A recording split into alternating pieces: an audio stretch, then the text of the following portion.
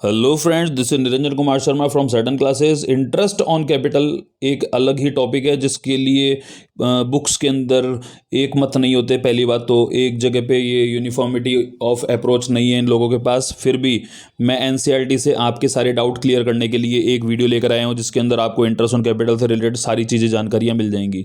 सबसे first they रखा आपको IOC provide on following capital. सबसे पहले आईओसी दिया जाता है आपको ओपनिंग कैपिटल पे। ओके, एक सेकेंड। आईओसी आपको दिया जाता है इंटरेस्ट ऑन सबसे पहले ओपनिंग कैपिटल पे दिया जाता है। Opening capital for whole year, opening capital पे आपको पूरे साल का इंटरेस्ट देना है। आईओसी की कैलकुलेशन कैसे होगी? Opening capital into rate of IOC, जो भी रेट दे रखी है कंप्लीट ईयर की निकल जाएगी। ईयर के लिए 12/12 करते हैं, जिसका 1 आ जाता है तो आंसर पे कोई फर्क पड़ता नहीं है। नेक्स्ट आपको दे रखा है एडिशनल कैपिटल पे। तो एडिशनल कैपिटल जो आपने इंट्रोड्यूस किया उसके लिए लिखा हुआ है कि from the date of investment to year end. From the date of investment to year end important है। From the date of year end to investment, अगर किसी ने बिजनेस के अंदर जो एडिशनल कैपिटल लगाई है वो लगाई है 1 अक्टूबर को, तो from the date to year end कितना हो जाएगा इन्वेस्टमेंट से ईयर एंड तक की डेट 6 मंथ्स की। तो आईओसी कैसे निकलेगा? एडिशनल कैपिटल का अमाउंट, रेट, और यहाँ पे from the date of investment to year end हो जाएगा 6/12। 12 कॉमन है, 12 फिक्स रहेगा। अगर मंथ में है 99% केस होगा कि आपको मंथ में ही दिया जाएगा। अगर डेज में है तो सब बच्चों को पता है कि 365 हो जाएगा और डेज की कैलकुलेशन करनी पड़ेगी।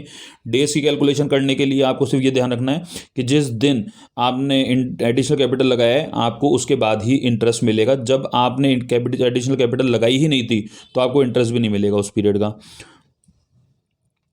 Last but not least, capital withdrawn. Capital withdrawn पे आपका क्या करना है? उसका इंटरेस्ट लेस कर देना है।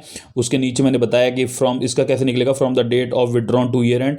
बात वही है, from the date of introduce to year end, इसके जस्ट ऊपर वाले में था from the date of investment to year end, from the date of withdrawn to year end. Okay, now the formula is जैसा ऊपर था, एडिशनल कैपिटल इंट्रोड्यूस की जगह कैपिटल विड्रॉन कितना किया है, रेट है, और ये फॉर एग्जांपल इन्होंने 1 दिसंबर को विड्रॉन कर लिया, तो 1 दिसंबर से 31 मार्च तक 4 मंथ होते हैं, तो आप यहाँ पे 4 लिख देंगे, यहाँ पे 4 आप लिख देंगे, ठीक है। और डिवाइड करना है 12 से, डेज होगा तो आपको पता है 365 के अंदर करना है। अब जो टोटल इंटरेस्ट निकलेगा वो निकलेगा ए और बी को ऐड करके, उसमें सी को अपन माइनस कर देंगे। तो इस चीज़ का आप ध्यान रखें और इस वीडियो को आप 1 से 2 बार जरूर देखें, ठीक है। Provision related to IOC, conditions क्या क्या दे रखी हैं आपको? केस 1 में दे रखा है कि एग्रीमेंट साइलेंट है, एग्रीमेंट में कुछ नहीं कहा जा रहा आईओसी के लिए, तो आपको आईओसी नहीं देना, सिंपल, कुछ नहीं देना आपको।